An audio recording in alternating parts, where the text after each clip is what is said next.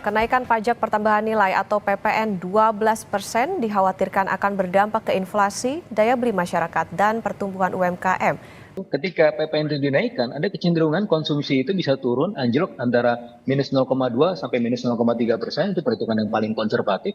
Dan kita melihat bahwa dari tahun 2019 sampai sekarang itu sudah 9,5 juta kelas menengah yang anjlok, dan dari situ kita juga bisa melihat bahwa ada porsi juga dari tekanan harga-harga gitu, Mbak. Nah, Oke, jadi catatan bahwa pernah terjadi PPN-nya naik, justru penerimaan pajaknya anjlok karena tadi PPN-nya naik, artinya konsumsi masyarakat ini bisa cenderung turun karena kelas menengah terutama ini konsumsinya lebih banyak buat kebutuhan, salah satunya untuk makanan.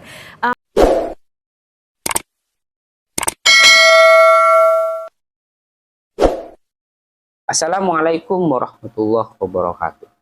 PPN naik menjadi 12% di awal tahun 2025. Hehe. Ini kabar mengerikan.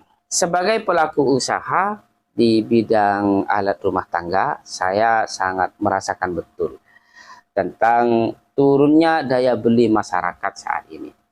Ditambah lagi dengan info yang cukup buat merinding dan buat khawatir bahwa tahun depan yang hanya kurang beberapa hari ini akan dinaikkan PPN menjadi 12%. Wah, hebat ini. Tambah lagi beban. Ya, nggak apa-apa. Mau gimana lagi? Mau keluar-keluar ya percuma ya. Tapi hal yang perlu saya sampaikan di sini adalah menurut hemat saya ada 3 hal yang terpenting sebagai sikap kita sebagai rakyat Indonesia, sebagai pelaku usaha atau sebagai pegawai dan seterusnya, yaitu 3 hal. Yang pertama, ikhlaskan saja apa yang terjadi yang tidak bisa kita kontrol. Mau gimana lagi? Mau nggak ikhlas? Percuma. Kalaupun itu sudah diputuskan, ya tetap aja diputuskan. Mending kita ikhlas dengan penuh keyakinan bahwa hal ini merupakan keputusan terbaik.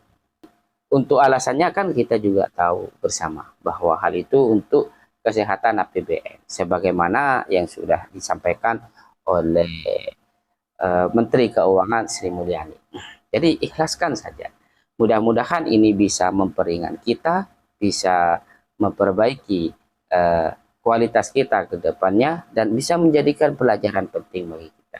Bahwa apapun yang terjadi di sekitar kita, apapun yang terjadi pada diri kita, khususnya yang tidak bisa kita kontrol, kita ringankan diri kita untuk mengikhlaskannya. Kita pasrahkan semua pada Allah.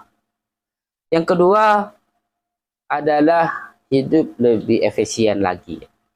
Yang dulu-dulunya usaha lancar, cari uang gampang, ini mungkin kita tidak mengontrol diri untuk mana hal yang penting, mana hal yang kurang penting, atau mana hal juga yang sama sekali tidak penting. Tapi dengan berjalannya waktu yang semakin sulit seperti saat ini, dari pandemi ditambah dengan menurunnya daya beli masyarakat, ditambah lagi dengan beban PPN yang akan dinaikkan menjadi 12%, ya kita tentu harus jadikan pelajaran ke depan bahwa hidup efisien itu sangat penting. Sebab kita tidak tahu apa yang akan terjadi di masa depan. Baik tentang kesehatan kita atau tentang kebijakan-kebijakan yang tidak sesuai dengan keberadaan kita. Bukan tidak sesuai dengan kenyataan, tapi tidak sesuai dengan keberadaan kita sekarang. Yang ketiga, menurut saya yang paling penting adalah meningkatkan skill. Nah, ini yang terpenting. Dari kemarin-kemarin karena merasa hidupnya nyaman, kita lupa bahwa skill harus kita naikin agar potensi dan diri kita mengalami perubahan lebih baik. Padahal lingkungan di sekitar kita itu selalu mengalami perubahan, hanya kita tidak menyadarinya. Dulu kita tidak menyadari bahwa pada saat ini daya beli masyarakat itu akan semakin menurun. Dan kita baru sadar setelah itu datang pada diri kita dan kita rasakan langsung.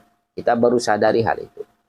Dan ada kebijakan pemerintah yang pada saat itu keadaan kita lagi di bawah-bawahnya.